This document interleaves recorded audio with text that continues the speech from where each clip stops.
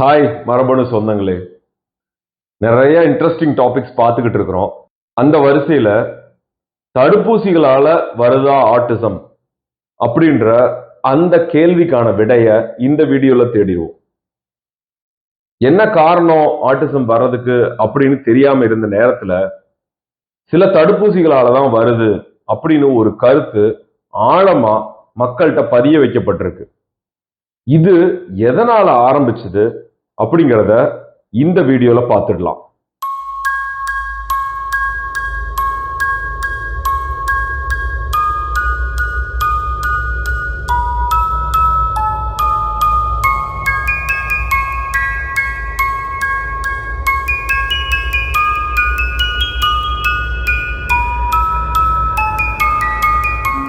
எந்த vaccine autism cos பண்ணுதுன்னு நினைச்சாங்க? மீசில்ஸ், மம்ஸ், ருபல்லா அப்படிங்கிற அந்த காம்பினேஷன் வேக்சின் ஆட்டிசம் காஸ் பண்ணுது அப்படின்னும், இல்ல தயோமெர்சால் அப்படிங்கிற அந்த ப்ரிசர்வேட்டிவ் இருக்கக்கூடிய வேக்சின்ஸ் எல்லாமே ஆட்டிசம் காஸ் பண்ணுது அப்படின்னும் பரவலா ஒரு கருத்து இருக்கு. சரி, இந்த மாதிரியான சந்தேகங்கள் சமூகத்துக்குள்ள வர்றதுக்கும் இது ரிலேட்டடான ஆராய்ச்சிகள் நடக்கிறதுக்கும் என்ன காரணம்? ஆட்டிசம் அப்படிங்கிறது பல நேரங்கள்ல 60-70% காரணம் என்னன்னே தெரியாம வரக்கூடிய ஒரு மெடிக்கல் கண்டிஷன். காரணம் எதுவுமே தெரியல அப்படின்னா எந்த ஃபேமிலியும் சும்மா இருக்க மாட்டாங்க இல்லையா? அவங்களுக்கு என்ன காரணமாக இருக்கும்? ஏன் எங்களுக்கு இப்படி ஒரு குழந்தை பிறந்துச்சு? நாங்க ஏதாவது தவறு பண்ணிட்டோமா? அல்லது ஏதாவது மருந்துகளால இந்த மாதிரி நடந்துச்சா அப்படின்னு தேட ஆரம்பிச்சிருவாங்க. இதுதான் காரணம் அப்படின்னு சொல்லிட்டோம்னா கூட மனசு ஆறுதல் அடைஞ்சிரும். என்ன காரணம்னே தெரியல அப்படிங்கிறது பல நேரங்கள்ல பெற்றோர்களால அக்செப்ட் பண்ண முடியறது இல்லை. அப்படி அவங்க தேட ஆரம்பிக்கிறாங்க. ரொம்ப டெஸ்பரேட்டா தேட ஆரம்பிக்கிற சமயத்துலதான் இந்த மாதிரியான இன்ஃபர்மேஷன் கிடைக்குது. அத கரெக்டா தான் இருக்கும் அப்படின்னு நம்புறாங்க. அடுத்ததா, இந்த எம்எம்ஆர் அப்படிங்கிற வேக்சின் 1.25 வயசுல தான் யூஸ்வலா கொடுப்போம். ஆட்டிசம் அப்படிங்கிறது மெஜாரிட்டி சில்ட்ரன்ல அவங்களுடைய மோட்டார் மைல்ஸ்டோன்ஸ், தலை நிக்கிறது, குப்புற உழுகிறது, 4 காலில் போறது, பிடிச்சிட்டு நிக்கிறது, பிடிச்சிட்டு நடக்கிறது, இது எதையுமே பாதிக்காது. ஆனா அவங்களுடைய பழகும் தன்மை, சோசியலைசேஷன், பேச்சு, லாங்குவேஜ், இந்த 2 மைல்ஸ்டோனை தான் ரொம்ப பாதிக்கும். 1 வயசு வரைக்கும் குழந்தை நல்லா நின்று நடந்துட்டான் அப்படிங்கிறப்போ ஒரு தைரியத்தோட அந்த ஃபேமிலி இருப்பாங்க, இதெல்லாம் பண்ணிட்டான் அப்படின்ட்டு. ஆனா 1.25 வயசுல இருந்து 1.5 வயசுல குழந்தை ப்ராப்பரா இன்டராக்ட் பண்ணல, நம்ம கூட சோசியலைஸ் பண்ண மாட்டேங்கிறாங்க, வார்த்தைகளை சரியா பேச மாட்டேங்கிறாங்கிற இடத்துலதான் சந்தேகமும் வருது. இதே நேரத்துலதான் எம்எம்ஆர் வேக்சினும் கொடுக்கறாங்க குழந்தைங்க டாக்டர். இத ஈஸியாவும் ரிலேட் பண்ணிக்க முடியுது பேரண்ட்ஸால. இந்த 2 காரணங்கள் தான் அநேகமா வேக்சின்னால வந்த ஆட்டிசம் தான் இது அப்படின்னு பெற்றோர் முடிவு பண்றதுக்குரிய காரணங்களாக இருக்கலாம். இது ஏதோ பெற்றோர்களா யூகிச்சுக்கிட்டாங்க அப்படின்னு கிடையாது.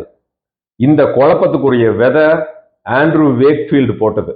1990ல ராயல் ஃப்ரீ ஹாஸ்பிட்டல் அங்கிருந்து லான்செட் அப்படிங்கிற பாப்புலர் ஜேர்னல்ல இவர் ஒரு ஸ்டடி பப்ளிஷ் பண்றாரு.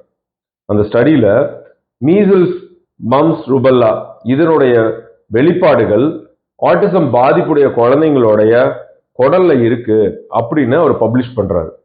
இதுக்கு முன்னாடி கிரான்ஸ் டிசீஸ் அப்படிங்கிற விஷயத்தையும் இந்த வைரஸஸ் காஸ் பண்ணுச்சு அப்படின்னு ஒரு பேப்பர் பப்ளிஷ் பண்றாரு.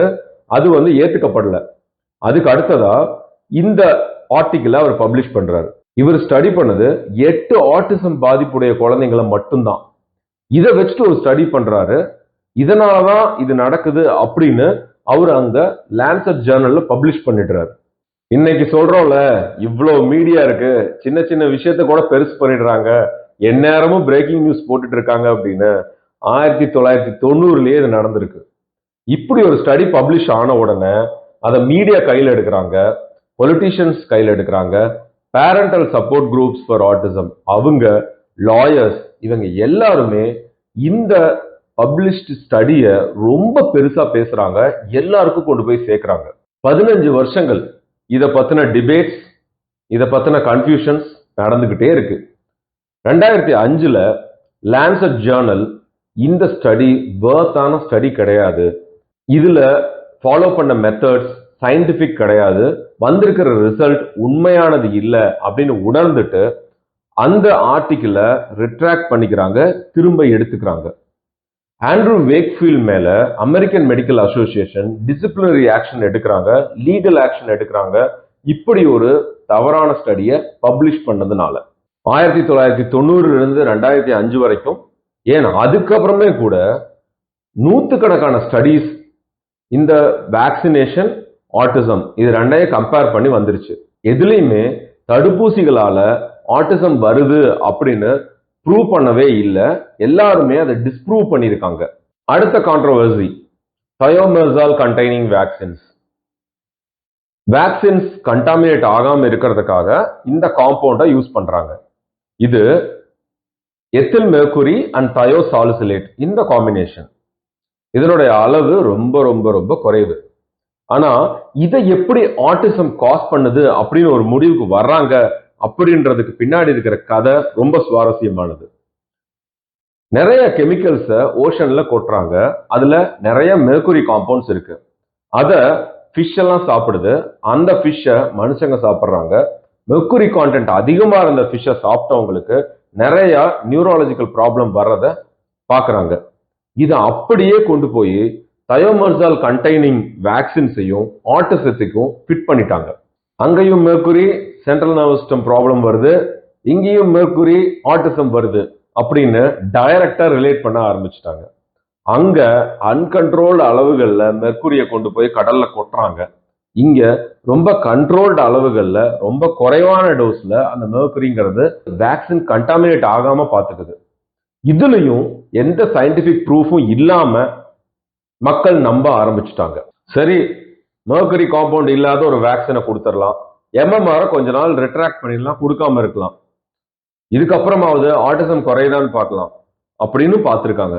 ஆனா இந்த ரிஸ்க் ஃபேக்டர்ஸ் இருக்கக்கூடிய தடுப்பூசிகளை நிறுத்தியும் கூட ஆட்டிசம்ங்கிறது குறையவே இல்லை, அதனுடைய இன்சிடென்ஸ் அதிகமாக தான் இருந்திருக்கு. இதையும் பல ஸ்டடீஸ்ல சயின்டிஸ்ட் ப்ரூவ் பண்ணியிருக்காங்க, டாக்டர்ஸ் ப்ரூவ் பண்ணியிருக்காங்க. சரி, இதுல எந்த ட்ரூத்தும் இல்லை அப்படின்னு மக்களுக்கு ப்ரூவ் பண்றது மட்டும் பிரச்சனை இல்லை. இந்த தடுப்பூசிகளை நிறுத்துறதுனால மம்ஸ், மீசில்ஸ், ருபல்லா அப்படிங்கிற இன்ஃபெக்ஷன்ஸ் ரொம்ப அதிகமா குழந்தைங்கள்ல ஏற்பட்டுச்சு. அதனால ஏற்படக்கூடிய நிமோனியா, அதனால ஏற்படக்கூடிய மால்நியூட்ரிஷன், அது பல குழந்தைங்க இறக்கிறதுக்கே காரணமா இருந்திருக்கு. எதுக்காகவோ பயந்துட்டு ஏதோ ஒரு வேக்சினை நிறுத்த போக அது ரிலேட்டடான டெத்ஸ் அதிகமாகிறதையும் சயின்டிஸ்ட் பார்த்துருக்காங்க. இது ஒரு பக்கம்னா, இன்னொரு பக்கம் உடம்புல இருக்கிற மெர்குரி எல்லாம் எடுக்கிறேன் பாரு அப்படின்னு சொல்லிட்டு ஒரு குரூப் கிளம்பிட்டாங்க. மெர்குரி கீலேட்டிங் ஏஜென்ட்ஸ் லூப்ரோலின் அப்படிங்கிற மெடிசனை நம்ம கொடுப்போம், அது உடம்புல இருக்கிற மெர்குரி எல்லாம் எடுக்கட்டும், ஆட்டிசம் கியூர் ஆயிடும் அப்படின்னு இவங்க நம்ப தொடங்கிட்டாங்க. இந்த மெடிசன் டெஸ்டோஸ்டிரோன் லெவலை குறைக்கும். ப்ராஸ்டேட் கேன்சர் இருக்கக்கூடியவங்களுக்கு கொடுக்குற மெடிசன். ப்ரிகாஷியஸ் பியூபர்ட்டி அப்படிங்கிற ப்ராப்ளத்துல சீக்கிரமா வயதுக்கு வர்றவங்களுக்கான தடுக்கும் மருந்து இது. பாலியல் குற்றம் செஞ்சவங்களுக்கு மலட்டுத்தன்மை கொடுக்கக்கூடிய மெடிசின் தான் இந்த லூப்ரோலின்ங்கிற மெடிசின்.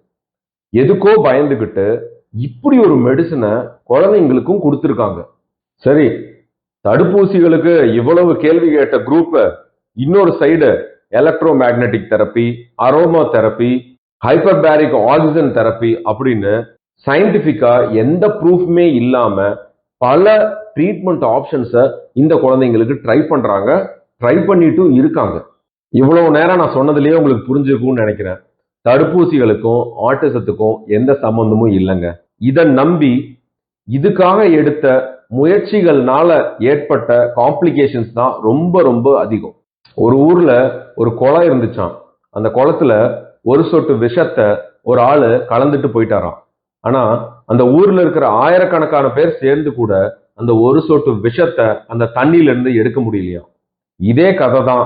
அன்னைக்கு ஒரு சயின்டிஸ்ட் ஒரு விஷத்தை போட்டுட்டு போயிட்டாரு, அந்த விஷத்தை வெளியில எடுக்கிறதுக்கு இவ்வளவு வருஷமா நாங்கெல்லாம் போராடிட்டு இருக்கோம். இன்னைக்கு நான் சொன்ன இன்ஃபர்மேஷன்ஸ் எல்லாமே உங்களுக்கு உபயோகமா இருந்திருக்கும் அப்படின்னு நான் நம்புறேன்.